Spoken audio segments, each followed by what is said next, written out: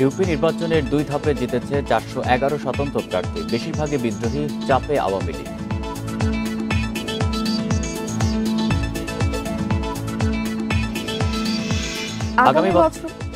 আগামী বছর এসএসসি হবে এপ্রিলে, জুনে এইচএসসি, সব বিষয়ে পরীক্ষা নেওয়ার চিন্তা শিক্ষা বোর্ডের।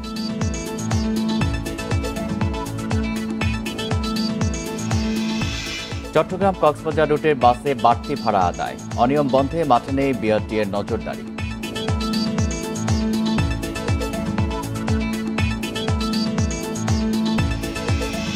দেশের ব্যাংক সহ বিভিন্ন প্রতিষ্ঠানে সাইবার হামলায় বেড়েছে 50 ভাগ, হ্যাকিং রোধে সমন্বিত পরিকল্পনার তাগিদ।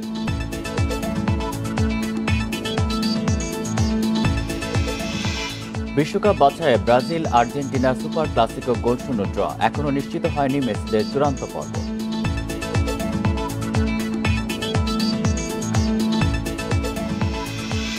স্বাগত সকাল 9টার 1 ঘন্টার বিরতিহীন ইন্ডিপেন্ডেন্ট সংবাদে, সাথে আছি আমি আরিয়াসা এবং আমি ফারহানা আলম। শুনছিলেন শিরোনাম, এবার বিস্তারিত। 2 ধাপে 411 ইউপিতে জিতেছে স্বতন্ত্র প্রার্থী, যাদের অধিকাংশই আওয়ামী লীগের বিদ্রোহী প্রার্থী। এত বিপুল সংখ্যক বিদ্রোহী নিয়ে বেকায়দায় দল, কারণ জাতীয় নির্বাচনের আগে দলে শৃঙ্খলা ফেরানোই এখন বিশাল চ্যালেঞ্জ। কেন্দ্রের নেতারা জানান, পরিস্থিতি মোকাবেলায় বিদ্রোহীদের মদতদাতা মন্ত্রী, এমপিদের শাস্তির আওতায় আনা হবে। 19 নভেম্বর দলের কার্যনির্বাহী কমিটির সভায় চূড়ান্ত সিদ্ধান্ত দেবেন সভাপতি শেখ হাসিনা। নির্বাচনী সহিংসতায় অন্তত 40 জন মারা গেলেও ইউপিতে ভোট পড়েছে প্রায় 70%। কমিশনের দাবি, স্বতঃস্ফূর্তভাবে ভোট দিয়েছে মানুষ। নির্বাচন কমিশনের তথ্য অনুযায়ী 2 ধাপে ইউপিতে নৌকার প্রার্থী জিতেছেন 753টিতে। এর মধ্যে 250 জন নির্বাচিত হয়েছেন বিনা প্রতিদ্বন্দ্বিতায়, আর স্বতন্ত্র প্রার্থী জয়ী হয়েছেন 411টিতে, যাদের অধিকাংশই আওয়ামী লীগের বিদ্রোহী। দলের মনোনয়ন বোর্ডের সদস্যদের কাছে প্রশ্ন ছিল, বিদ্রোহীরা বেশি জনপ্রিয় বলেই কি দলীয় প্রার্থীরা পরাজিত হচ্ছেন? প্রার্থীর নিজস্ব অনেক জায়গায় অনেক দুর্বলতা থাকতে পারে। এখানে অর্থের একটা বিষয় থাকে, এখানে পাড়া মহল্লার একটা বিষয় থাকে, গোষ্ঠী জ্ঞাতি নিয়ে একটা মেরুকরণ থাকে। সেই সব ক্ষেত্রে হয়তো সেই জায়গায় ভালো করতে পারে নাই, কিন্তু তার অর্থ এই না যে আমরা মনোনয়ন দিতে ভুল করেছি। ইউপি নির্বাচনের পরবর্তী 3 ধাপে বিদ্রোহী প্রার্থী আরও বাড়বে বলে ধারণা আওয়ামী লীগ নেতাদের।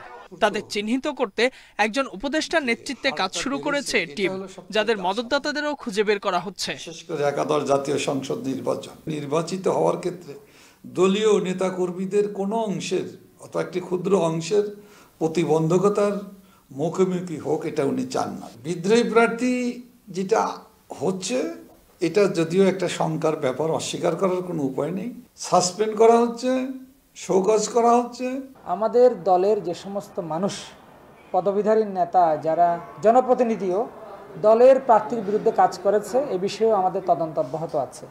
আমরা তাদের বিরুদ্ধে সাংগঠনিক ব্যবস্থা গ্রহণ করব। আগামী 19 তারিখ যে আমাদের ওয়ার্কিং কমিটির মিটিং হবে, সেখানে মাননীয় নেত্রী নিশ্চয়ই এই বিষয়ে সিদ্ধান্ত দিবেন। 28 নভেম্বর তৃতীয় ধাপে 1004টি ইউপিতে ভোট। 1069 জন আওয়ামী লীগের বিদ্রোহী প্রার্থী এখনো ভোটের মাঠে রয়েছেন। Ijazur Rahman, independent news, Dhaka.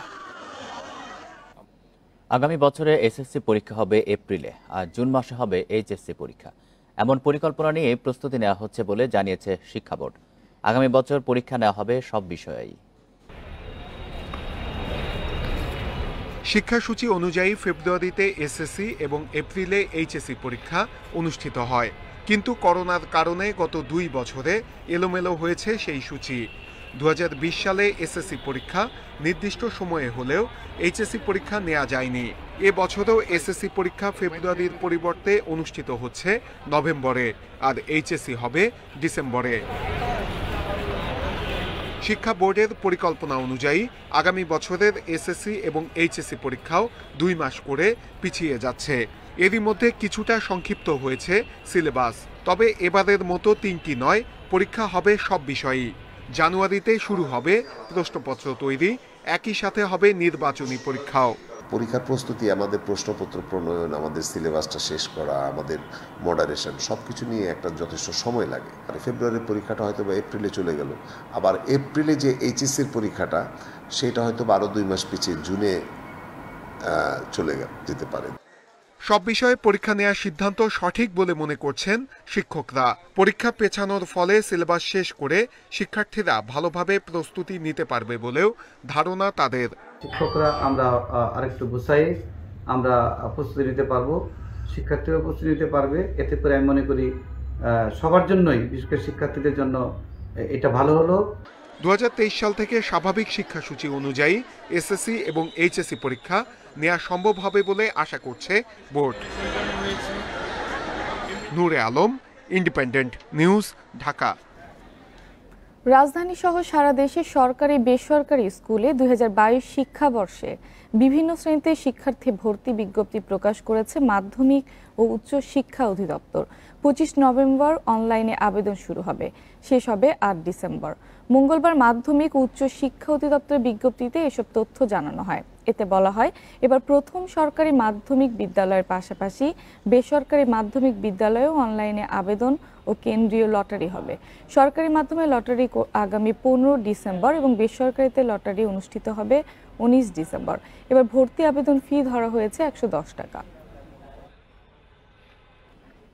চট্টগ্রাম কক্সবাজার রুটে যাত্রীদের কাছ থেকে বাড়তি ভাড়া আদায় করছে বাসগুলো। সরকার নির্ধারিত ভাড়া কিলোমিটার প্রতি 1 টাকা 80 পয়সা হলেও আদায় করা হচ্ছে 2 টাকা 26 পয়সা পর্যন্ত। ভাড়া আদায়ে অনিয়ম বন্ধে বিআরটি মাঠে থাকার কথা বললেও বাস্তব চিত্র ভিন্ন। চট্টগ্রাম থেকে কক্সবাজারের সড়ক পথে দূরত্ব প্রায় 155 কিলোমিটার। এতদিন এ রুটে সরকার নির্ধারিত ভাড়া ছিল 224 টাকা, কিন্তু আদায় করা হতো 250 টাকা। সম্প্রতি ভাড়া বৃদ্ধির পর সরকার নির্ধারিত ভাড়া 284 টাকা হলেও আদায় করা হচ্ছে 350 টাকা। মনিটরিংয়ের অভাবে বাস মালিকরা ইচ্ছে মতো ভাড়া হাতিয়ে নিচ্ছে বলে অভিযোগ যাত্রীদের। 1 লাফে 100 টাকা বেড়ে গেছে, এটা অবশ্যই আমাদের জন্য অ্যাডজাস্ট করা কিছুটা টাফ হবে। এটা তো খুবই অযৌক্তিক একটা বাস ভাড়া বাড়ানো হয়েছে। নির্দেশনা অনুসারে কারো গাড়িতে আমরা রিপোর্ট দেখি নাই, চার্জশিট দেখি নাই, তাদের ইচ্ছে মতো ভাড়া নিচ্ছে। সরকারকে আমরা দাবি জানাচ্ছি ওনারা যাতে এটা মনিটরিং করেন। তবে যাত্রীদের অভিযোগ উড়িয়ে দিয়ে মালিক সমিতি বলছে, বাসে টানানো তালিকার বেশি ভাড়া নিলে দায় নিতে রাজি নয় তারা। সব গাড়িতে আমরা চার্ট আছে, আমরা উঠে দেখেন একটা করি বলে দিচ্ছি। যদি যাত্রী যে ভাড়া নির্ধারণ করেছে সরকার, তার চেয়ে যদি ভাড়া বেশি নেয় তাহলে আপনারাকে ফাইন করবে এবং পুলিশ ধরে নিয়ে যাবে, হাজত দিবে, কিন্তু আমরা ছড়াবো না। সিএনজি চালিত যেসব বাস বাড়তি ভাড়া নিচ্ছে তাদের চিহ্নিতে পদক্ষেপের কথা জানিয়েছে বিআরটিএ। গত কয়েকদিন ধরেই বিআরটি এবং এখানে যে মেট্রোপলিটন পুলিশ ওনারা কাজ করছে। যেহেতু এটা একটা অনেক বড় একটা কর্মযোগ্য, এটা পুরোটা শেষ করতে হয়তো একটু সময় লাগবে, কিন্তু এই কাজটা চলমান আছে। ইনশাল্লাহ কয়েকদিনের মধ্যে পুরোটা শেষ হয়ে যাবে। পর্যটন নগরীতে যাতায়াতে ভাড়ার এমন কারসাজিতে পর্যটন খাত ক্ষতির আশঙ্কা করছেন সংশ্লিষ্টরা। Independent news desk. এ নিয়ে আরও জানাতে চট্টগ্রাম থেকে যোগ দিচ্ছেন সহকর্মী ইফতেখার ফয়সাল। ইফতেখার, এই যে চট্টগ্রাম কক্সবাজার রুটে বাড়তি ভাড়া নেওয়া হচ্ছে, এ বিষয়ে বিআরটিএ কেন ব্যবস্থা নিতে পারছে না? আর আপনি মালিক পক্ষের সাথে কারোর সাথে কথা বলতে পেরেছে কিনা, তারা এই বাড়তি ভাড়া নেওয়ার বিষয়ে কি বলছেন? আসলে চট্টগ্রাম কক্সবাজার মহাসড়কে এই বাড়তি ভাড়া নেওয়ার প্রবণতা সেটি কিন্তু দীর্ঘদিনেরই। আমরা এর আগেও দেখেছি দেশের অন্যান্য জায়গায় কিলোমিটার প্রতি যে হারে ভাড়া নির্ধারণ করা হতো, চট্টগ্রাম কক্সবাজার মহাসড়কে এর চেয়ে বেশি ভাড়া নেওয়া হয় এবং সেটি অনেক ক্ষেত্রে দেখা গেছে যে হয়তো চট্টগ্রাম থেকে কেউ কক্সবাজারে গেলে যে পরিমাণ ভাড়া দিতে হচ্ছে, কিন্তু চট্টগ্রামের জেলার অভ্যন্তরে বিভিন্ন জায়গায় গেলে সেক্ষেত্রে আরও দ্বিগুণ কিংবা 3 গুণ নির্ধারিত ভাড়ার 2 গুণ 3 গুণ ভাড়া তাদেরকে যাত্রীদেরকে দিতে হচ্ছে এবং এখনও পর্যন্ত সেই অবস্থা অব্যাহত আছে। বিশেষ করে চট্টগ্রামের পটিয়া, দুহাজারি, লোহাগাড়া, সাতখানিয়া সহ বিভিন্ন এলাকায় যেতে মানুষের প্রতিদিনের যে ভোগান্তি সেটি কিন্তু লেগেই আছে। আর আমরা এর আগে এইসব ভাড়ার ক্ষেত্রে যে বিআরটিএর যেসব অভিযান চলতে দেখেছি, সেটি কিন্তু দেখা গেছে বেশিরভাগ সময়ই সীমাবদ্ধ থেকেছে যে সিএনজি চালিত কোনো যানবাহন তারা যেই বাড়তি ভাড়া নিচ্ছেন কিনা, এই ধরনের বিষয়গুলো তদারকির মধ্যেই তাদের কার্যক্রম মূলত সীমাবদ্ধ। যার কারণে এই যে বাড়তি ভাড়া নেওয়া নিয়ে আসলে এখনো পর্যন্ত তেমন কোনো তৎপরতা আমরা দেখতে পাইনি। এর আগে যে বছরখানেক আগে একবার সেখানে আমরা দেখেছিলাম যে চট্টগ্রাম কক্সবাজার মহাসড়কে কিন্তু বেশ কয়েকদিন টানা বিআরটিএর অভিযান চলেছিল। তখন কিন্তু আমরা দেখেছি যে মালিক পক্ষের চাপে কিন্তু একসময় সেই অভিযানও অনেকটাই অঘোষিতভাবে বন্ধ হয়ে যায়, কারণ মালিক পক্ষ অঘোষিতভাবে তারা যেই যানবাহন চলাচল বন্ধ করে দেয় এবং যাত্রীদেরকে জিম্মি করার কারণে, বিশেষ করে ঈদের আগে হওয়ায় সেটিও আসলে প্রশাসন অনেকটা নীরব হয়ে যায়। তো যখনই আমরা দেখি যে প্রশাসন কোনো তারা সেখানে অভিযান পরিচালনা করে, তখনই মূলত মালিকপক্ষ এই ধরনের চাপগুলো অব্যাহত রাখে, যার কারণে অনেক সময় দেখা যায় যে খুব একটা সুফল এতে মিলে না। আর আমরা এই চট্টগ্রামের অভ্যন্তরীণ যে বিভিন্ন রোডগুলোর কথা যদি বলি, সেক্ষেত্রে বলা যায় চট্টগ্রাম কক্সবাজার মহাসড়কে আসলে সবচেয়ে বেশি ভাড়া নেওয়া হচ্ছে, যদিও মালিকরা বরাবরই সেটি অস্বীকার করে আসছেন। আমরা দেখেছি এবার বাড়তি ভাড়া নেওয়ার সময় যে প্রায় 100 টাকা বাড়ানো হয়েছে, কিন্তু সরকার নির্ধারিত যে ভাড়া, সেই ভাড়া যদি কিলোমিটার প্রতি হিসাব করা হয়, সেই ক্ষেত্রে দেখা যায় যে চট্টগ্রাম কক্সবাজার মহাসড়কে কোনোভাবেই যে 300 টাকার বেশি ভাড়া হওয়ার কথা না, কিন্তু এখনও সেই অবস্থা অব্যাহত আছে। এই কারণে যাত্রীরা আহ্বান জানিয়েছেন যাতে এই রোডটিতে প্রশাসনের বাড়তি নজরদারি থাকে এবং যে প্রশাসন যাতে অভিযান চালিয়ে এবং মালিকদের সঙ্গে আলাপ করে এই বিষয়ে একটি স্থায়ী সুরাহা যাতে হয়, সেই বিষয়ে দিকে আসলে যাতে প্রশাসন গুরুত্বপূর্ণ ব্যবস্থা নেয়, সেই আশাবাদী মূলত এখানকার যাত্রীরা করছেন। চট্টগ্রাম থেকে জানাচ্ছেন সহকর্মী ইফতেখার ফয়সাল। চাকরি দেওয়ার নামে বড় অঙ্কের টাকার বিনিময়ে প্রশ্ন ফাঁস। চাকরির পরীক্ষার প্রস্তুতির কথা বলে অর্ধ শতাধিক ব্যক্তিকে আটকে রাখে একটি চক্র। রাজধানী মিরপুর 10 নম্বরে একটি বাসা থেকে 2 প্রতারককে গ্রেফতার ও বিভিন্ন জেলা থেকে আসা চাকরি প্রার্থীদের উদ্ধার করেছে পুলিশ। মিরপুর 10 নম্বর প্যারিস রোডের এই বাসাটি 11 নভেম্বর ভাড়া নেন বিমান বাহিনীর চাকরিচ্যুত সার্জেন্ট হাসান ইমাম। এখানেই গড়ে তোলেন চাকরি বাণিজ্যের কেন্দ্র। মোহাম্মদ কাউসার চাঁপাইনবাবগঞ্জ থেকে বিমান বাহিনীতে পরীক্ষা দিতে এসেছেন 13 লাখ টাকা চুক্তিতে। এই বাসায় জিম্মি করা হয়েছে তাকে। আমাদের চাকরি টাকা আমার লোভ দেখে চাকরি দিবে বলেছে, আমরাও টাকা দেবো বলেছি। এখানে আসবো, 14 লাখ টাকা নেব, চাকরি কনফার্ম। এখানে আসার পর দেখি যে আমরা এখানে আমার মতো আরও 30-40 জন একসাথে আসে। তার মতো অর্ধ শতাধিক চাকরি প্রত্যাশী এই ফাঁদে পা দিয়েছে। তাদের অভিযোগ সবার মোবাইল ফোন কেড়ে নেওয়া হয়েছে। হাসানের কথা না শুনলেই মার খেতে হতো। কেউ একটু এদিক সেদিক করলেই কোনো কিছু বা এই রুম থেকে ওই রুমে আসলে তার উপরে অত্যাচার শুরু করতো। পরীক্ষা ধরেন যদি একটু ভুল হয়তো তাহলে অত্যাচার করতো, মারধর করতো। প্রতারণার কথা স্বীকার করেছেন হাসান ও তার সহযোগী সিদ্দিকুর রহমান। এখন কোনো টাকা নেই না, কাজ হইলে আমিও না, কাজ হলে মনে করেন আমার উপরে যারা 8-10 জন আছে, অনেকে আছে, তারা কি করে, তারা যে কত টাকা নেয় আমি জানি না।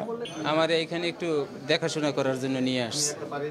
পুলিশ বলছে অন্তত 4টি জেলা থেকে প্রার্থী জোগাড় করে এই প্রতারকেরা, পরে আটকে রেখে চালায় নির্যাতন। অবৈধভাবে নিয়োগ দেওয়ার জন্য, যদিও এটা আসলে ওনারা নিজে একটা পলিসি করেন, প্রতারণার ফাঁদ পাতেন এবং এখানে প্রায় আমরা 30 জনকে উদ্ধার করি। তো উদ্ধার করার পূর্বে আমরা একটা গোপন সংবাদের ভিত্তিতে আমরা জানতে পারি যে এখানে বিভিন্ন চাকরি প্রত্যাশী লোকজনকে নিয়ে আসা হয়েছে। চক্রের সাথে প্রভাবশালী কেউ জড়িত কিনা তা খতিয়ে দেখছে police. Nahid Kamal, independent news, Dhaka. গত 4 বছরে দেশের ব্যাংকিং ও অন্যান্য গুরুত্বপূর্ণ প্রতিষ্ঠানে সাইবার আক্রমণ বেড়েছে 50 ভাগেরও বেশি। Bangladesh computer incident response team বলছে সবচেয়ে বেশি হ্যাকিংয়ের ঝুঁকিতে আছে দেশের ব্যাংকগুলো এবং পরিচয়পত্র তৈরির কার্যালয়। সাইবার হ্যাকিং প্রতিরোধে সব খাত নিয়ে সমন্বিত পরিকল্পনার তাগিদ বিশ্লেষকদের। বিশ্বজুড়ে প্রতিনিয়ত ঘটছে সাইবার হামলার ঘটনা, বাদ নেই বাংলাদেশও। 2016 সালে কেন্দ্রীয় ব্যাংকে সিস্টেম হ্যাকিং করে চুরি হয় $8,10,00,000। কয়েকটি ব্যাংকের এটিএম বুথ থেকেও কার্ড জালিয়াতি এবং হ্যাকিংয়ের মাধ্যমে অর্থ উত্তোলন করা হয়। কম্পিউটার ইনসিডেন্ট রেসপন্স টিম বলছে 2017 সালে দেশের বিভিন্ন গুরুত্বপূর্ণ প্রতিষ্ঠানে মোট 683 বার হ্যাকিংয়ের চেষ্টা হয়। 2020 সালে তা বেড়ে দাঁড়ায় 1054-তে। হ্যাকারদের সবচেয়ে বড় টার্গেট ছিল দেশের ব্যাংকগুলো, এরপরই রয়েছে পরিচয়পত্র তৈরির কার্যালয়। ব্যাংক অ্যাকাউন্ট খুললেই একটা ডেবিট কার্ড দেয় ইদানিং, তো সেই ডেবিট কার্ডের হ্যাকিং হয়ে যাওয়ার বিপর্যয়ে অনেকে পড়েছেন। আইডেন্টিটি থেফটটা খুব বেশি না, কিন্তু এটা পরিমাণটা যথেষ্ট। বিদেশের ব্যাংকগুলো সাইবার নিরাপত্তায় একটা বড় অঙ্কের টাকা খরচ করলেও দেশে এই খাতে ব্যয় অনেক কম। তবে স্বল্প সক্ষমতা নিয়েই কর্মীদের সতর্কতায় সাইবার হ্যাকিং প্রতিরোধ করা হচ্ছে জানালেন ব্যাংকাররা। 5% যদি আপনার হওয়ার চান্স থাকে সেটা কিন্তু কম না, যে কোনো সময় হয়েও যেতে পারে। আমাদের যা আছে আশা করছি আমরা এটা নিয়ে we can basically protect ourselves. হ্যাকাররা প্রতিনিয়তই সাইবার হামলার পদ্ধতি পরিবর্তন করছে। তাই কর্মকর্তাদের নিয়মিত প্রশিক্ষণ, সফটওয়্যারের আপডেট ভার্সন ব্যবহার ও নিরাপত্তা নির্দেশনা মেনে চলার পরামর্শ বিশ্লেষকদের। যে ডেটা সেটার ব্যাকআপ রাখা, ক্রিটিক্যাল স্থাপনা বা সিস্টেম হলে সেখানে ডেফিনেটলি একেবারে বাধ্যতামূলকভাবেই 2 ফ্যাক্টর অথেন্টিকেশন বা মাল্টি লেভেলের যে অথেন্টিকেশন সেই জিনিসের ব্যবস্থা করতে হবে।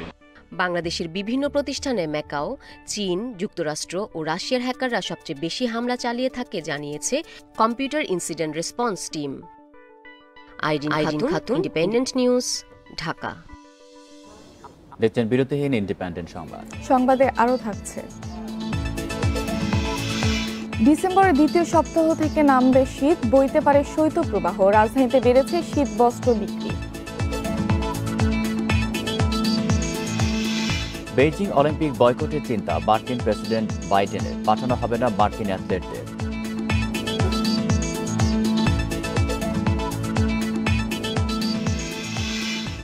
খালেদা জিয়া আবার জেলে গিয়ে চিকিৎসার জন্য বিদেশ যাওয়ার আবেদন করলে তা বিবেচনা করা হবে। সংসদে একটি আইন প্রণয়নের আলোচনায় বিএনপির সংসদ সদস্যদের বক্তব্যের জবাবে আইনমন্ত্রী একথা বলেন। 401 ধারায় করা খালেদা জিয়ার বিদেশে যাওয়ার আবেদন আগেই নিষ্পত্তি হয়েছে উল্লেখ করে তিনি বলেন, এটি আর পুনর্বিবেচনার সুযোগ নেই। শনিবার থেকে এভার কেয়ার হাসপাতালে ভর্তি বিএনপি চেয়ারপারসন। গুরুতর অসুস্থ জানিয়ে তাকে উন্নত চিকিৎসার জন্য বিদেশে নিতে সরকারের কাছে আবারও আবেদন করেছেন খালেদা জিয়ার ভাই। সংসদে আলোচনায় অংশ নিয়ে খালেদা জিয়াকে বিদেশে চিকিৎসার সুযোগ দেওয়ার দাবি জানান বিএনপি সংসদ সদস্য রুমিন ফারহানা। বলেন, ফৌজদারি কার্যবিধির 401 ধারায় এ সুযোগ দেওয়ার এখতিয়ার সরকারের আছে। তবে আইনমন্ত্রী জানান, একবার নিষ্পত্তি হওয়া আবেদন পুনর্বিবেচনার সুযোগ নেই। এত বেশি ক্ষমতা যেখানে আইন দিচ্ছে সরকারকে, সেখানে সরকারের আইনমন্ত্রী কেন সেই ক্ষমতাকে প্রয়োগ করতে চাচ্ছেন না? কেন তিনি তার হাত নিজের হাত নিজে বেঁধে ফেলতে চাইছেন? এটা আমার বোধগম্য হয় না। আর বাংলাদেশে যদি আইনের শাসন থাকতো মাননীয় স্পিকার, তাহলে 401-এ যেতে হতো না। বহু আগেই দেশনেত্রী বেগম খালেদা জিয়া জামিনে মুক্ত হয়ে যেতে পারতেন। একটা নিষ্পত্তিকৃত দরখাস্তের উপরে আর কোনো অর্ডার দেওয়া যায় না। মাননীয় স্পিকার, উনি বলতে মিসেস খালেদা জিয়া যদি আবারও জেলখানায় গিয়ে আবারও অ্যাপ্লাই করেন, তখন আমরা বিবেচনা করব। কিন্তু যেই অবস্থায় আছেন সেই অবস্থায় এই 401 ধারায় এই কোনো পদক্ষেপ নতুন করে বিবেচনার কোনো সুযোগ নাই। তো মাননীয় স্পিকার, সেই জন্য এই নতুন করে এই পুরানো দরখাস্তের উপরে কোনো পদক্ষেপ নেওয়া যাবে না। আইনমন্ত্রী যখন বক্তব্য দিচ্ছিলেন তখন তার সামনের সারিতে ছিলেন সংসদ নেতা শেখ হাসিনা। এ সময় তিনি আইনমন্ত্রীকে এ বিষয়ে পরামর্শ দেন। যিনি আজকে তার জন্য এত মাননীয় প্রধানমন্ত্রী যে মানবিক দিকটা দেখিয়েছেন, মাননীয় প্রধানমন্ত্রীকেও কিন্তু অগস্ট মাসের 21 তারিখ 2004 সালে হত্যা করার জন্য চেষ্টা করা হয়েছিল। তার প্রধান আসামি কে, এটা কিন্তু খুঁজে বের রায়ের মধ্যে আছে। তার প্রধান আসামি হচ্ছে ওনার ছেলে তারেক জিয়া। আইনমন্ত্রী আরো বলেন, আইন সবার জন্য সমান। তারপরও খালেদা জিয়া সাজাপ্রাপ্ত কয়েদিদের চেয়ে বাড়তি সুবিধা ভোগ করছেন। এটি পাচ্ছেন প্রধানমন্ত্রীর মানবিকতার কারণে। প্রস্তাব করছি যে leader and deputy leader. Animesh Kar, independent news, Dhaka. অসুস্থ খালেদা জিয়ার কিছু হলে তার সমস্ত দায় দায়িত্ব সরকারকে বহন করতে হবে বলে মন্তব্য করেছেন বিএনপির মহাসচিব মির্জা ফখরুল ইসলাম আলমগীর। মঙ্গলবার দুপুরে রাজধানীর দলীয় কার্যালয়ে এক দোয়া অনুষ্ঠানে এ মন্তব্য করেন তিনি। এ সময় মির্জা ফখরুল বলেন, অসুস্থ খালেদা জিয়ার জন্য অবিলম্বে বিদেশে উন্নত চিকিৎসার সুযোগ দেওয়া প্রয়োজন। দেশনেত্রী বেগম খালেদা জিয়া অত্যন্ত অসুস্থ, অনেক বেশি অসুস্থ। তাকে শুধু রাজনীতি থেকে সরিয়ে দেওয়ার জন্যই আজকে ভয়াবহ ভাবে যে চক্রান্ত, সেই চক্রান্তে তাকে এখন জীবন থেকে সরিয়ে দেওয়ার চক্রান্ত শুরু হয়েছে। রাজধানীর রাজারবাগের কথিত পীরের অবৈধ সম্পদ ও জমি দখলের অভিযোগে অনুসন্ধান শুরু করেছে দুর্নীতি দমন কমিশন দুদক। বিষয়টি অনুসন্ধানের জন্য 3 সদস্যের দল গঠন করেছে সংস্থাটি। আদালতের আদেশে এই অনুসন্ধান করা হচ্ছে বলে জানিয়েছে দুদক সচিব। প্রতিপক্ষকে ঘায়েল করতে মিথ্যা মামলা দায়ের, হামলাসহ নানা অভিযোগ রাজারবাগের কথিত পীর দিল্লুর রহমানের বিরুদ্ধে। দেশের 6 জেলা থেকে 34টি মামলা দিয়ে হয়রানি করার অভিযোগে 19 সেপ্টেম্বর ওই পীর ও তার সহযোগীদের বিরুদ্ধে ব্যবস্থা নিতে আদেশ দেয় আদালত। পাশাপাশি তাদের অবৈধ সম্পদের অনুসন্ধান করতে দুদককে বলা হয়। আদালতের আদেশে তথ্য উপাত্ত সংগ্রহ করেছে দুদক। দেশের বিভিন্ন এলাকায় ৭,০০০ একর জমি ও রাবার বাগান দখলের অভিযোগ আসে সংস্থাটির কাছে। সরল মন অনুসারী ও সাধারণ মানুষকে ধর্মের দোহাই দিয়ে কিছু জমি ক্রয় ও দখলের অভিযোগও পেয়েছে দুদক। অবৈধভাবে রাবার বাগান দখল সহ অন্যান্যভাবে অবৈধ সম্পদ অর্জনের অভিযোগে তার বিরুদ্ধে মাননীয় আদালত তদন্ত করার নির্দেশনা দিয়েছেন। এ মাসের মধ্যেই অনুসন্ধান শেষ করার চেষ্টা করছে সংস্থাটি। প্রাপ্ত অভিযোগ ও তথ্য উপাত্তের সত্যতা পাওয়া গেলেই মামলা করা হবে বলে জানিয়েছে দুদক। আদালতের নির্দেশনা 30-11 তারিখের মধ্যে প্রাথমিক একটি প্রতিবেদন দাখিলের জন্য। তো আমাদের তদন্তকারী অফিসার আশা করি এর মধ্যে তদন্ত প্রতিবেদন দিবেন। অনুসন্ধান চলাকালে প্রয়োজনে রাজারবাগের কথিত পীর দিল্লুর রহমানের বিদেশ যাত্রায় নিষেধাজ্ঞা দিতে পারে বলেও জানিয়েছে দুদক সচিব। রিশাদ হুদা, ইন্ডিপেন্ডেন্ট নিউজ, ঢাকা। স্বাস্থ্য মন্ত্রণালয়ের 17টি নথি গায়েবের ঘটনায় জড়িত থাকার দায়ে স্বাস্থ্য শিক্ষা বিভাগের 4 কর্মচারীকে সাময়িক বরখাস্ত করা হয়েছে। ঘটনা অনুসন্ধানে মন্ত্রণালয়ের অতিরিক্ত সচিব শাহ আলমকে প্রধান করে গঠিত 4 সদস্যের কমিটি তাদের প্রতিবেদন জমা দিয়েছে। এদিকে শাহবাগ থানার পাশাপাশি ঘটনা তদন্ত করছে সিআইডিও। স্বাস্থ্য মন্ত্রণালয়ের স্বাস্থ্য শিক্ষা বিভাগের পক্ষ থেকে গুরুত্বপূর্ণ 17টি নথি গায়েব হয় 28 অক্টোবর। ওই ঘটনার অনুসন্ধান শেষে 4 কর্মচারীকে চিহ্নিত করে প্রতিবেদন দিয়েছে তদন্ত কমিটি। এরই মধ্যে চিহ্নিত 4 জনকে সাময়িক বরখাস্ত করা হয়েছে বলে জানিয়েছেন সচিব মোহাম্মদ আলী নূর। 4 জনকে সাময়িক বরখাস্ত করা হয়েছে, এখন প্রসিডিং চলছে, এটা চলমান হবে। লাস্ট অফ অল ফাইনাল যে ডিসিশন হবে, জাজমেন্ট হবে সেই অনুযায়ী।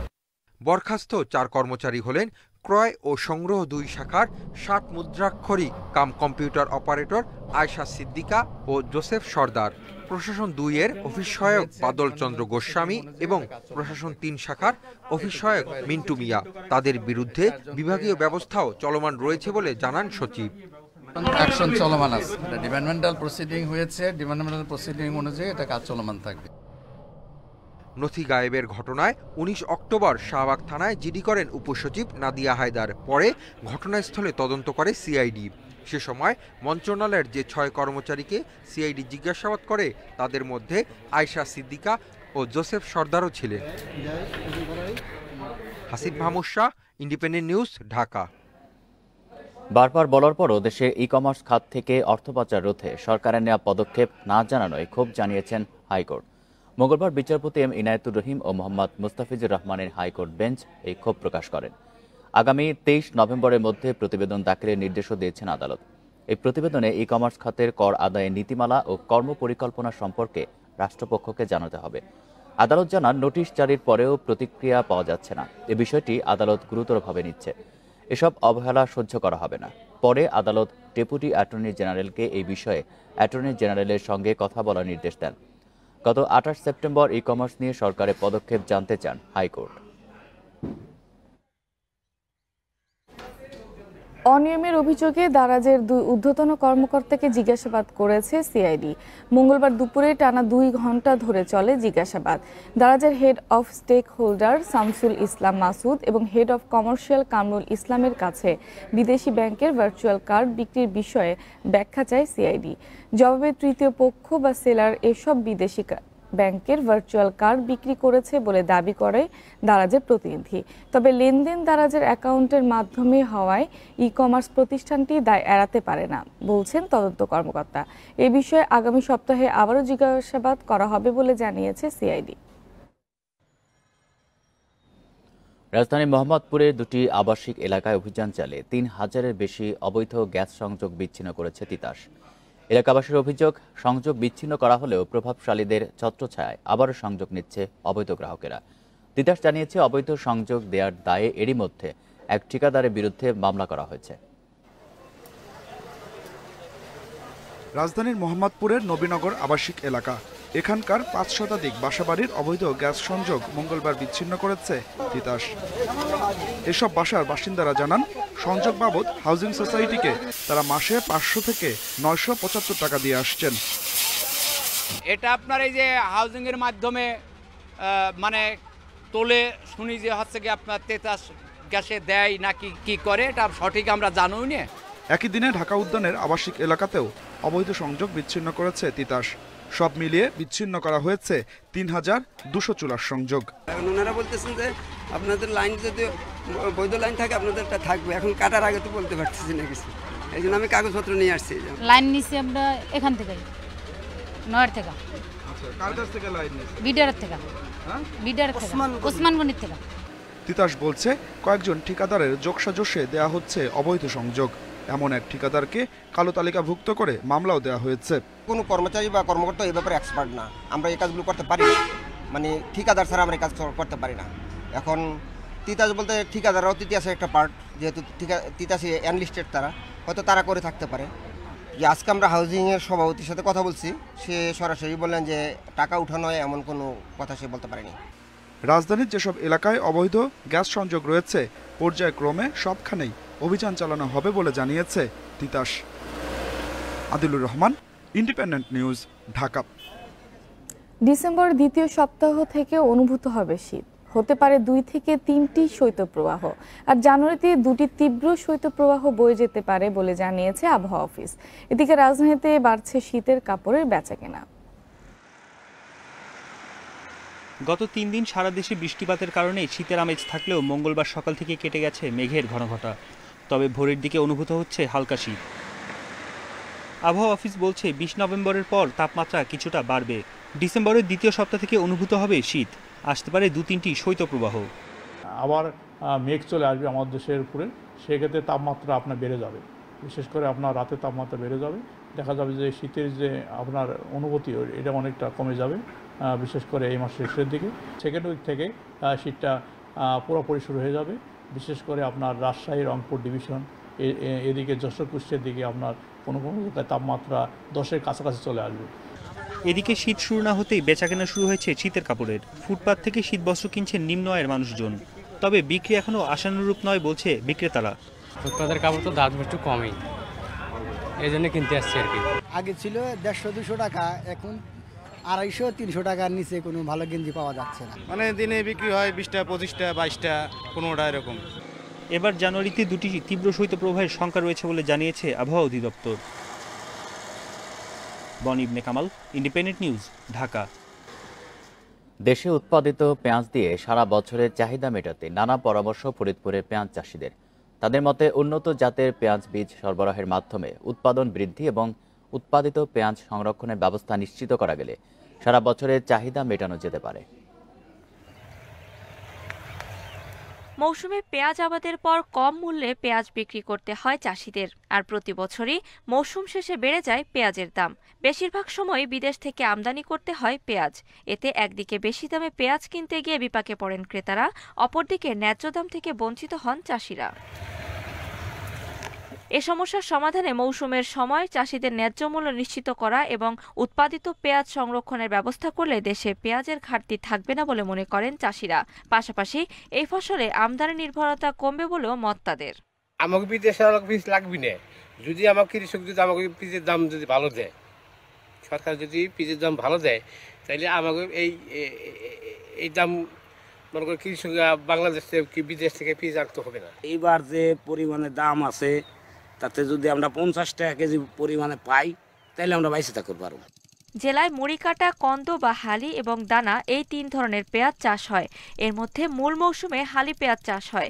পেঁয়াজের আবাদ বৃদ্ধির জন্য কৃষকদের আধুনিক চাষ পদ্ধতির প্রশিক্ষণ এবং উচ্চ ফলনশীল জাতের বীজ উৎপাদনে কাজ করা হচ্ছে বলে জানায় কৃষি বিভাগ। মুড়িকাটা পেঁয়াজ আবাদ করতে একটু খরচ বেশি হয়, কারণ প্রচুর পরিমাণে বাল্ব লাগে। আমরা দেখেছি 1 বিঘা জমি মুড়িকাটা পেঁয়াজ আবাদ করতে প্রায় 35,000 টাকা খরচ হয়।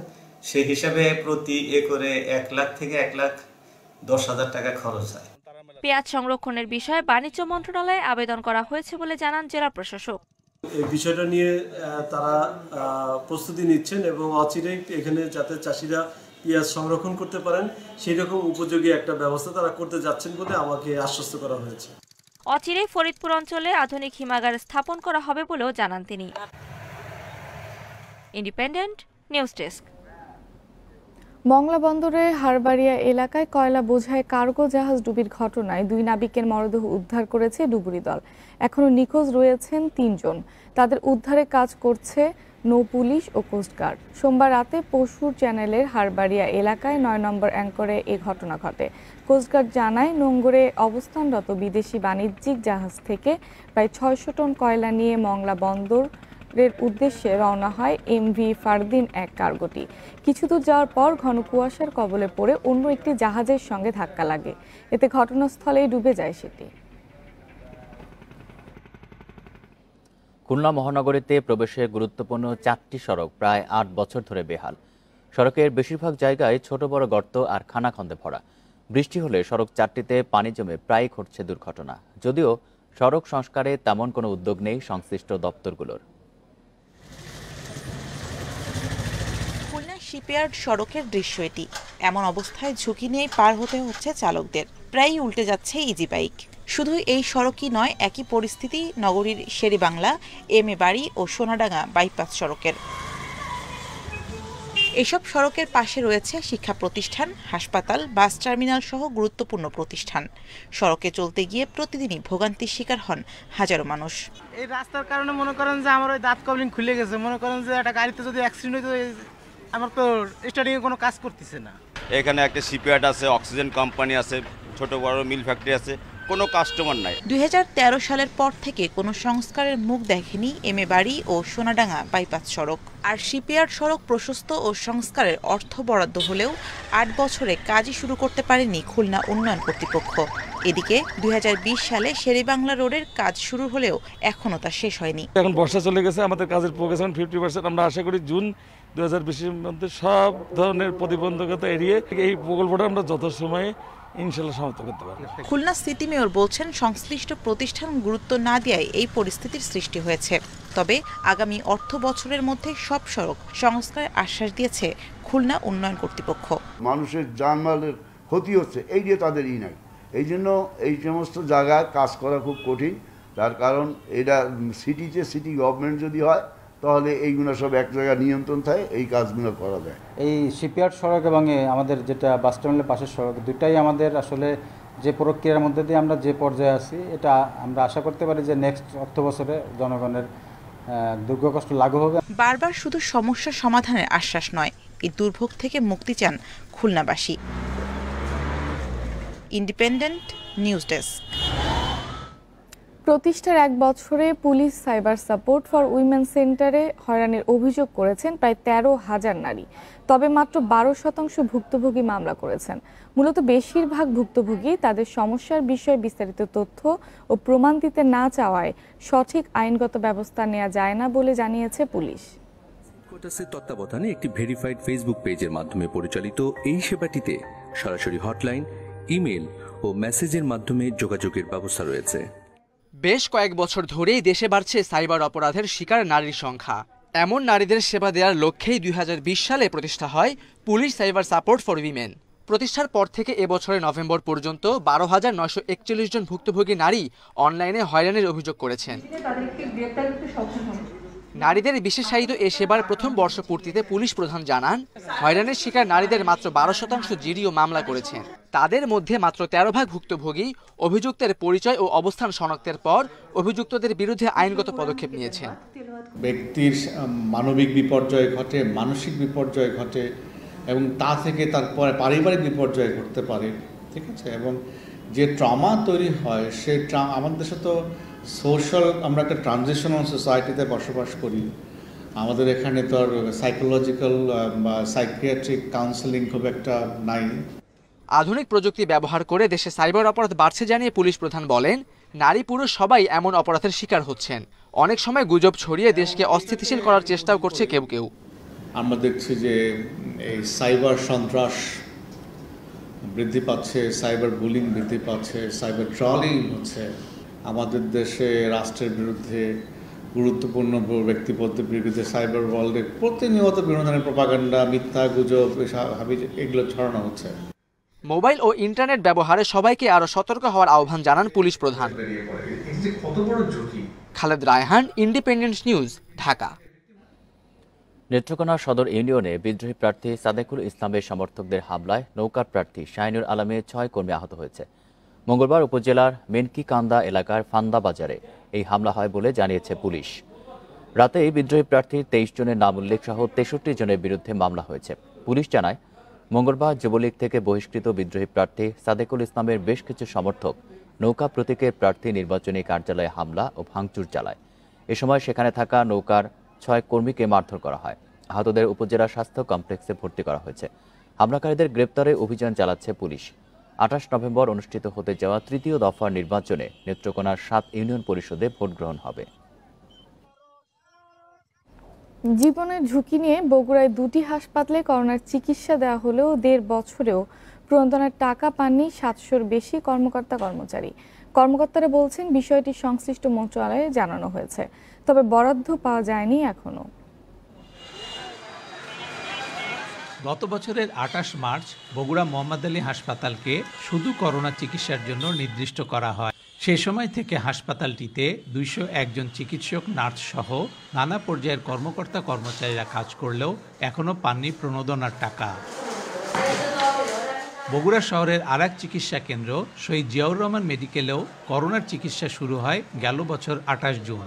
সেখানেও ডাক্তার, নার্স সহ 530 জন কর্মকর্তা কর্মচারী সেবা দিলেও তাদের ভাগ্যেও এখনও জোটেনি প্রণোদনার অর্থ। আমরা সবাই পর্যাপ্ত সেবা দেওয়ার চেষ্টা করছি।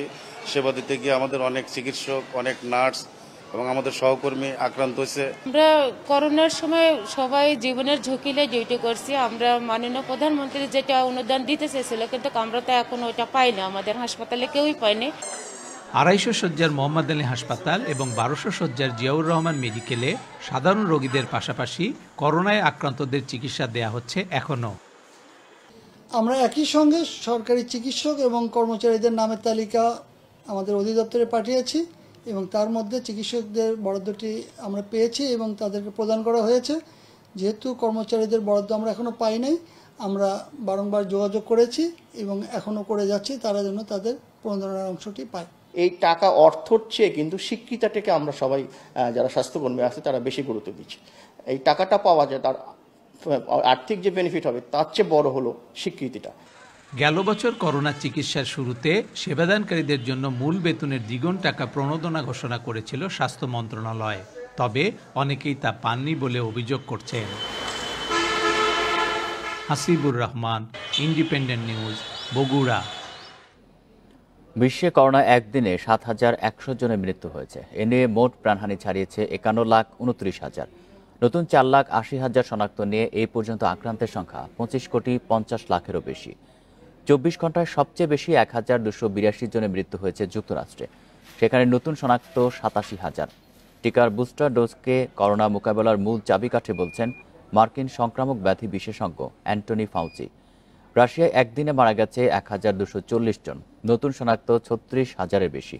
সংক্রমণ বাড়ায় টিকা না নেওয়াদের জন্য কঠোর বিধিনিষেধের কথা ভাবছে জার্মানি সহ ইউরোপের কয়েকটি দেশ। অস্ট্রিয়ায় টিকা না নেওয়া প্রায় 20 লাখ মানুষকে ঘর থেকে বের না হওয়ার নির্দেশ দিয়েছে সরকার। 95টি দেশকে নিজেদের উৎপাদিত করোনার ওষুধ উৎপাদনের অনুমতি দেবে যুক্তরাষ্ট্রের ফার্মাসিউটিক্যালস কোম্পানি ফাইজার। এ নিয়ে মঙ্গলবার জাতিসংঘ সমর্থিত গ্রুপ মেডিসিনস প্যাটেন্ট পুল এমপিপির সঙ্গে একটি চুক্তি হয়েছে প্রতিষ্ঠানটির। ফাইজার জানায়, চুক্তির আওতায় জেনেটিক ঔষধ প্রস্তুতকারকেরা কোনো রয়্যালটি ছাড়াই তাদের প্যাক্সলোভিড নামের ওষুধটি উৎপাদন করতে পারবে। ফলে কম খরচে করোনার ওষুধ পাবে নিম্ন ও নিম্ন মধ্যম আয়ের দেশগুলো। এসব দেশে বিশ্বের মোট জনসংখ্যার 53% মানুষ বাস করে। ফাইজারের দাবি, তাদের ওষুধ চলমান ক্লিনিক্যাল পরীক্ষায় হাসপাতালে ভর্তির ঝুঁকি 89% পর্যন্ত কমাতে পারে। মুখে খাওয়ার ওষুধ করোনার সংক্রমণ কমাতে গুরুত্বপূর্ণ ভূমিকা রাখা সহ স্বাস্থ্যসেবা ব্যবস্থার উপর চাপ কমাতে পারে বলে জানান ফাইজারের প্রধান নির্বাহী আলবার্ট বোরাল। উত্তপ্ত পোল্যান্ড বেলারুশ সীমান্ত। পোল্যান্ডে শরণার্থীদের প্রবেশ ঠেকাতে টিয়ার গ্যাস ও জল কামান ব্যবহার করেছে দেশটির নিরাপত্তা বাহিনী। তাদের অভিযোগ, পুলিশ বাহিনীকে লক্ষ্য করে ইট পাথর ছুঁড়েছে শরণার্থীরা। এদিকে অভিবাসন সংকট ইস্যুতে বেলারুশের ওপর নিষেধাজ্ঞা জারি করেছে ইউরোপীয় ইউনিয়ন। উত্তপ্ত হয়ে উঠছে বেলারুশ পোল্যান্ড সীমান্তে অভিবাসন সংকট, ছড়িয়ে পড়ছে সহিংসতাও। পোল্যান্ড প্রতিরক্ষা মন্ত্রণালয় জানায়, মঙ্গলবার দুদেশের সীমান্তে নিরাপত্তা বাহিনীকে লক্ষ্য করে ইট পাথর ছোড়ে শরণার্থীরা। বেষ্টনী ভাঙার চেষ্টা চালায় তারা। পরিস্থিতি নিয়ন্ত্রণে টিয়ার গ্যাস ও জল কামান ব্যবহার করে দেশটির নিরাপত্তা বাহিনী। এদিকে বেলারুশ নিরাপত্তা বাহিনীর বিরুদ্ধে শরণার্থীদের স্টান গ্রেনেড সরবরাহের অভিযোগ তুলেছে পোল্যান্ড পুলিশ। দেশটির সীমান্ত সংস্থার মতে, কড়া নিরাপত্তার মধ্যেও চলতি বছরে এ পর্যন্ত শরণার্থীরা সীমান্ত পাড়ি দেওয়ার চেষ্টা করেছে ৫,০০০ বারের বেশি, যা গত বছর ছিল মাত্র ৮৮ বার। কয়েক সপ্তাহ ধরেই দুদেশের সীমান্তে অবস্থান কয়েক হাজার শরণার্থীর। তীব্র শীতে খোলা আকাশের নিচেই কাটাচ্ছে মানবেতর জীবন। তাদের বেশিরভাগই মধ্যপ্রাচ্যের নানা দেশের নাগরিক। ইউরোপীয় ইউনিয়নে অস্থিরতা তৈরি করতে অভিবাসীদের সীমান্তের দিকে ঠেলে দেওয়ার অভিযোগ উঠেছে বেলারুশের বিরুদ্ধে। তবে তা অস্বীকার করে সীমান্তে উত্তেজনার জন্য পশ্চিমা দেশগুলোকে দায়ী করেছে বেলারুশ। এবার নতুন করে বেলারুশের বিরুদ্ধে নিষেধাজ্ঞা দিয়েছে ইইউ। সায়রা খান, ইন্ডিপেন্ডেন্ট নিউজ। মরুকরণ ঠেকাতে আফ্রিকার গ্রেট গ্রিন ওয়াল কর্মসূচির আওতায় লাগানো হয়েছে গাছ। তবে বৈশ্বিক তাপমাত্রা বৃদ্ধি ও অনাবৃষ্টির কারণে লাখ লাখ গাছের চারা মারা গেছে। এই অবস্থায় কর্মসূচি টেকসই করতে স্থানীয়দের অন্তর্ভুক্ত করার উপর জোর দিচ্ছে সংশ্লিষ্টরা। আফ্রিকায় সাহারা মরুভূমির বিস্তার ঠেকাতে ২০০৭ সালে হাতে নেওয়া হয় গ্রেট গ্রিন ওয়াল কর্মসূচি। এর আওতায় সেনেগাল থেকে জিবুতি পর্যন্ত ৫,০০০ মাইল জুড়ে লাগানো হয় সারি সারি গাছ। কিন্তু বৈশ্বিক তাপমাত্রা বৃদ্ধি ও অনাবৃষ্টিতে মারা গেছে গ্রিন ওয়ালের লাখ লাখ গাছ। ফলে কর্মসূচির মূল লক্ষ্যের মাত্র ৪% পূরণ হয়েছে। মরুকরণে ক্ষতিগ্রস্ত অঞ্চলগুলোর একটি সেনেগালের সাহেল। অতিরিক্ত বালুর কারণে এই অঞ্চলের প্রচুর কৃষিজমি নষ্ট হয়েছে। গ্রিন ওয়াল তৈরির পর কিছুটা স্বস্তি পেয়েছেন বাসিন্দারা। মরুভূমির বিস্তার ঠেকাতে অসংখ্য গাছ লাগিয়েছে পানি ও বন বিভাগ। গাছগুলো বালি আঁকড়ে ধরে রাখতে সক্ষম। আগে আমরা অনেক চেষ্টা করেও এ কাজে সফল হতে পারিনি। মরুকরণ ঠেকানোর উদ্যোগ টেকসই করতে এখন স্থানীয়দের অন্তর্ভুক্ত করার উপর জোর দেওয়া হচ্ছে। যদি আপনি কোনো অঞ্চলে প্রকল্প পরিচালনা করেন, তাহলে সেখানকার বাসিন্দাদের অন্তর্ভুক্ত করতে হবে, না হলে প্রকল্প ব্যর্থ হবে। বিশ্ব জলবায়ু সম্মেলনেও তুলে ধরা হয়েছে সাহেল অঞ্চলে মরুকরণ ঠেকানোর গুরুত্ব। সায়রা খান, ইন্ডিপেন্ডেন্ট নিউজ। বিশ্বকাপ বাছাইয়ে হতাশা ছড়িয়েছে আর্জেন্টিনা ও ব্রাজিলের সুপার ক্লাসিকো। গোলশূন্য ড্রয়ের ফলে কাতার বিশ্বকাপে খেলার অপেক্ষা বেড়েছিল মেসিদের। তবে চিলি ইকুয়েডর ম্যাচের ফল পক্ষে আসায় সেই আক্ষেপ কেটে গেছে আলবিসেলেস্তের। গুরুত্বপূর্ণ ম্যাচে পূর্ণ শক্তির দল নেই নামে আর্জেন্টিনা। চোট কাটিয়ে ফেরা মেসি ছিলেন ম্যাচের শুরু থেকেই। প্রথমার্ধে স্বাগতিকেরা বেশ কয়েকটি সুযোগ তৈরি করলেও ব্রাজিল ছিল বিবর্ণ। দ্বিতীয়ার্ধে কিছুটা ছন্দে ফেরে নেইমারহীন সেলেসাওরা। ভিনিসিয়াস জুনিয়র আশা জাগিয়েও জালের দেখা পাননি। নির্ধারিত সময়ের শেষ দিকে দারুণ সুযোগ পেয়েও কাজে লাগাতে পারেনি মেসি। লাতিন অঞ্চল থেকে একমাত্র দল হিসাবে কাতার বিশ্বকাপের চূড়ান্ত পর্ব নিশ্চিত করেছে ব্রাজিল। ১৩ ম্যাচে ৩৫ পয়েন্ট তাদের। ৪ জাতি টুর্নামেন্টে ফাইনালে স্বপ্নভঙ্গ বাংলাদেশের। নাটকীয় ম্যাচে শ্রীলঙ্কার কাছে শেষ দিকে পেনাল্টি গোলে হতাশ লাল সবুজ। সাফের মতো এই টুর্নামেন্টেও শেষ বেলায় ডি বক্সে ভুল করে বসেন সাদউদ্দিন। ২-১ ব্যবধানে হেরে বিদায় নিল জামাল তোপুরা। শুক্রবার শিরোপা লড়াইয়ে স্বাগতিক শ্রীলঙ্কার প্রতিপক্ষ সিশেলস।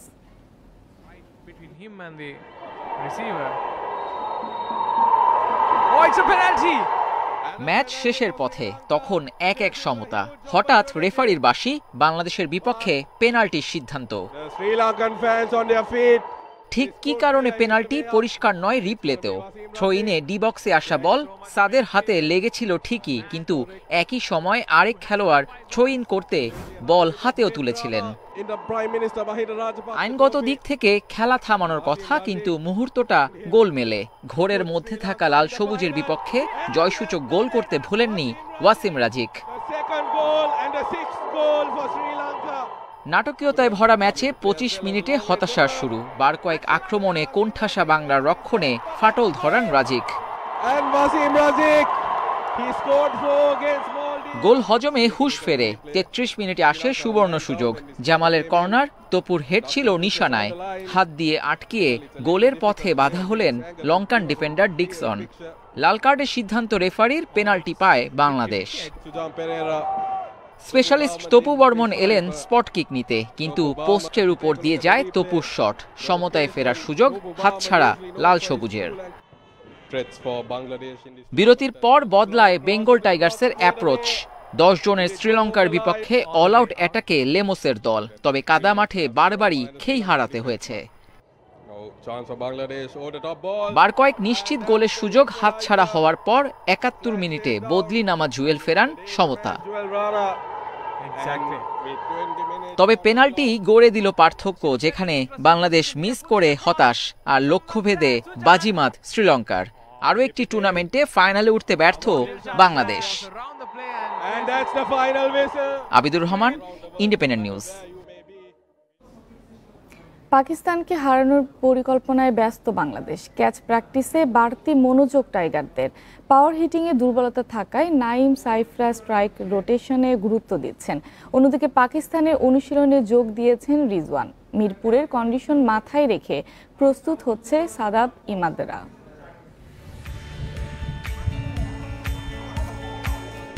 সেন্টার উইকেটে নামার আগে নাইম সাইফকে কি কৌশল শেখাচ্ছেন রাসেল ডমিঙ্গো? বিশ্বকাপে বিগ হিটিং দুর্বলতায় ভুগেছে টাইগাররা, তাই তো স্ট্রাইক রোটেশনে বাড়তি গুরুত্ব নাইম সাইফের। এর আগে ফিল্ডিং সেশনে হাই ও লো ক্যাচে হাত পাকা করেছে তাসকিন মাহিদিরা। বিশ্বকাপে পিচ্ছিল হাতে ফসকে গেছে শ্রীলঙ্কা ও ওয়েস্ট ইন্ডিজ ম্যাচ। ঘরের মাঠে পাকিস্তানের বিপক্ষে ভুলের পুনরাবৃত্তি চায় না কোচিং স্টাফ। এক পাশে দলকে উজ্জীবিত রাখার চেষ্টা ফিটনেস ট্রেনার নিক লিন, অন্য পাশে পিচ কিউরেটর গামিনীর সাথে উইকেট নিয়ে আলোচনা ডমিঙ্গো। দেশি কোচ মিজানুরকে সঙ্গে নিয়ে ব্যর্থতা কাটানোর লক্ষ্য এই প্রোটিয়ার। আর প্রিয় ছাত্র তাসকিনকে ধারাবাহিক হওয়ার টোটকা দিচ্ছেন ওটিস গিবসন। পাকিস্তানের প্র্যাকটিস সেশনে সবার নজর ছিল রিজওয়ানের দিকে। আগের দিন বিশ্রামে থাকা কিপার ব্যাটারের অন্তর্ভুক্তিতে স্কোয়াডেও ফিরেছে বাড়তি আত্মবিশ্বাস। মিরপুরের উইকেট সম্পর্কে ধারণা আছে সাকলাইনের। নাসুম মাহিদিদের শক্ত হাতে সামলাতে স্পিনে গুরুত্ব দিচ্ছেন পাকিস্তানের হেড কোচ। সাথে সাদাব, ইমাদ, উসমানদের সাফল্যের কৌশল শিখিয়ে দিচ্ছেন।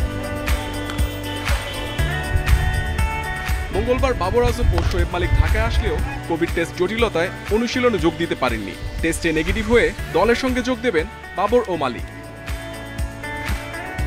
Mohammad Nazim, independent news, Dhaka.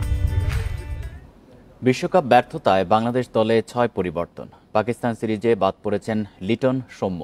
Test ভাবনায় বিশ্রামে মুশফিক। চোটের কারণে নেই সাকিব আর সাইফুদ্দিন। 4 নতুন মুখে চমক কিপার ব্যাটসম্যান আকবর আলী। সাইফ, ইয়াসির, শহীদুলও আছেন স্কোয়াডে। ফিরেছেন বিপ্লব ও শান্ত। বিশ্বকাপ ব্যর্থতায় আমূল পরিবর্তনের বার্তা আগেই দিয়েছিল বিসিবি। পাকিস্তান সিরিজে তারই প্রতিফলন। লিটন, সৌম্য বাদ পড়া অনুমিতই ছিল। বিশ্বকাপে না খেলেও জায়গা হারিয়েছেন রুবেল। ইনজুরির কারণে সাকিব, সাইফুদ্দিনের সার্ভিস না পাওয়া আগেই নিশ্চিত হয়েছিল। টানা সূচিতে বিশ্রাম দেয়া হয়েছে মুশফিককে। টেস্ট চ্যাম্পিয়নশিপ শুরু আপনার পাকিস্তান থেকে, পাকিস্তান সিরিজ থেকে, তার পরপরে কিন্তু নিউজিল্যান্ডের সাথে টেস্ট সিরিজ আছে। তো 4টা টেস্ট ম্যাচ আছে। আমাদের কি player, one of the best cricketer আমরা চাচ্ছি, কারণ তামিম ইকবালের একটা ইনজুরি হয়ে গিয়েছে একটা সিনিয়র প্লেয়ারের। তো ওখানে ডাউট আছে টেস্ট সিরিজে পাই কিনা। তো সেই হিসাবে আমরা চাচ্ছি যে আমাদের বেস্ট প্লেয়ারকে সেই সময় সেরাটা দেওয়ার জন্য। ভাগ্য খুলেছে 4 নতুন মুখের। প্রথমবার জাতীয় দলে যুব বিশ্বকাপ জয়ী অধিনায়ক আকবর। 5 টেস্ট খেলা ওপেনার সাইফ প্রথমবার জায়গা পেলেন টি-20 দলে। নানা সময়ে বিভিন্ন সংস্করণে দলে ডাক পাওয়া ইয়াসির, শহীদুল এবারও আছেন। শান্তর ফেরা অনেকটা অনুমিতই ছিল। লেগ স্পিনার আমিনুলের ফেরাও প্রত্যাশিত। যাদেরকে আমরা নিয়েছি ওরা যথেষ্ট আমাদের এইচপি থেকে ট্রেনিং করে এসছে, ইন্টারন্যাশনাল এরিনার জন্য পুরোপুরি প্রস্তুত আছে। আমরাও কনফিডেন্ট ইনশাল্লাহ এরা ভালো করবে। আকবরকে আমরা অ্যাকচুয়ালি যে প্রথমে কিন্তু সোহান আমাদের নাম্বার 1 উইকেট কিপার। এখানে কিছু ব্যাপার আছে, খেলার সময় আপনার কনকাশনের ব্যাপার আছে, কোনো ইনজুরি হলে কিন্তু রিপ্লেস করার জন্য সেকেন্ড উইকেট কিপার দলে নেই, তো সেই হিসাবে ওকে রাখা হয়েছে। টিম ম্যানেজমেন্ট যদি মনে করে ওকে খেলাতে পারবে। বিশ্বকাপে বাজে পারফরমেন্সের পরও টিকে গেছেন আফিফ, সোহান ও শামীম। Saiful Mazumdar, independent news. 2024 থেকে 31 এই সময়ে আইসিসির 8 ইভেন্ট, সবগুলোর আয়োজক চূড়ান্ত হয়ে গেছে। 2031 ওয়ানডে বিশ্বকাপ ভারতের সাথে যৌথভাবে আয়োজন করবে বাংলাদেশ। 2025 চ্যাম্পিয়ন্স ট্রফি নিয়ে দীর্ঘদিন পর পাকিস্তানে ফিরবে ICC event. Welcome to everyone wherever you are. The wait is finally over. Let the battle begin. আইসিসির ইভেন্টে চোখ সবার। টি-20 কিংবা ওয়ানডে বিশ্বকাপ মানেই যে ক্রিকেট উন্মাদনার প্রতিটি মুহূর্ত। সবশেষ ওমান আমিরাতে টি-20 বিশ্বকাপ রোমাঞ্চ ছড়িয়েছে। সেই উচ্ছ্বাস না কাটতেই আইসিসি জানিয়ে দিল আগামীর সূচি। 2024 থেকে 2031 এই 8 বছরে 8টি বৈশ্বিক আসরের ভেন্যু ও সময় চূড়ান্ত। সুখবর নেই বাংলাদেশের, এককভাবে আয়োজনের বিড করেও আইসিসির গ্রিন সিগন্যাল পাওয়া যায়নি। তবে 2031 ওয়ানডে বিশ্বকাপ ভারতের সাথে যৌথ আয়োজনের সুযোগ মিলেছে। 8 বছরের চক্রে আছে 2টি ওয়ানডে ও 4টি টি-20 বিশ্বকাপ, পাশাপাশি 8 বছর পর ফিরবে চ্যাম্পিয়ন্স ট্রফি।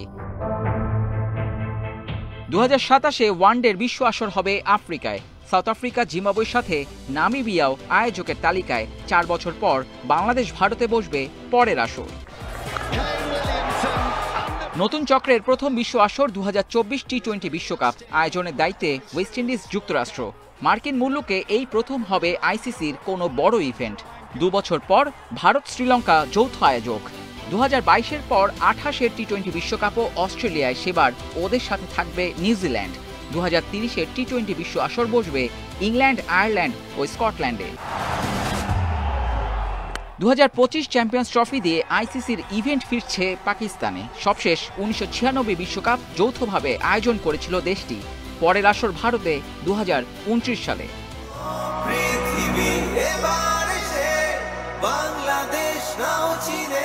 2011 ওয়ানডে বিশ্বকাপ ভারত, শ্রীলঙ্কার সাথে আয়োজন করে প্রশংসা কুড়িয়েছিল বাংলাদেশ। এককভাবে 2014 টি-20 বিশ্বকাপও হয়েছে।